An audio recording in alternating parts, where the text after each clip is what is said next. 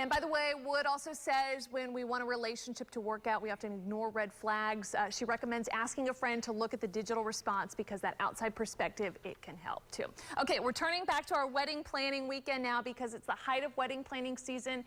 We have some advice for engaged couples all morning long. Many couples, we're learning to look to Pinterest to plan. That can get really expensive. That's why we have Scott Dowhauer here from Apple Blossom Floral Designs to bring us back to reality. Scott, thank you for being here. You're First, welcome. how does this happen? I mean, a lot of brides-to-be and hopefully their grooms-to-be look at Pinterest, and then they get these, outlandish ideas of what's a realistic wedding. Well, Pinterest is a great, source to look at things, but there's not really any pricing there. What we try to do is recreate something for the bride within their price range. And you help them do that. And by the way, the average wedding, we're told, costs right about $22,000 for the total affair. How much of that comes from the floral? Approximately 10% you should gauge. You also have to figure in delivery setup and breakdown for those as well.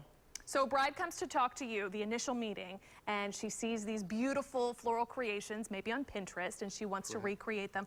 What do you discuss? What are the questions she should be asking? Seasonal flowers, what's in season. Today, many flowers are grown all over the world, so it depends on where they're blooming at the time. So if you want peonies that are coming in from New Zealand, they're going to be a lot more expensive than if they're coming in from North Carolina. How much, are we talking double the cost, triple the cost? Can be, depending on the time of year. So you need to talk about what's in season and where they're coming in from. Right. We want to do some examples, too. Sure. We have some examples of 2 bouquets that were seen on Pinterest. They were maybe considered more on the pricey end. Here's our first one here in this blue mason jar. Yes. And you've created a more realistic option. Kind of tell me, it looks identical to what I'm looking at here in person. Very similar.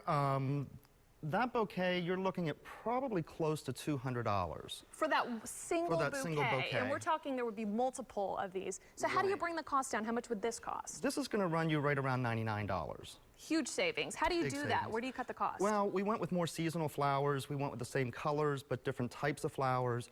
More affordable flowers, but yet we kept the same texture and look and feel.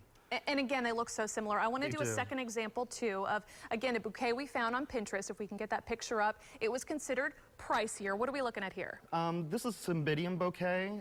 This bouquet, you're looking like anywhere around $160 to $170. And then come to your creation here. What is this and how much is this? We did this, and you're looking at around $80. The same types of orchids. We've added the hydrangea to give the fullness, so it doesn't take as many orchids. The orchids, do take a lot of labor because each one has to be wired and taped. And you preserved all the beauty of it. These are gorgeous. Scott, before I let you go, tell me where to find your shop. Again, you've been in business 6 years. You know what you're doing. Where can brides find you here in Tampa? We're located on Kennedy Boulevard between Himes and Del Mabry. We've been there for 6 years now, and we just have a great time. It's a great shop, and we love what we do. All right, you'll find him on Kennedy. Ask for Scott. Our wedding talk for the morning is not over. We're going to send it over to John. Yes.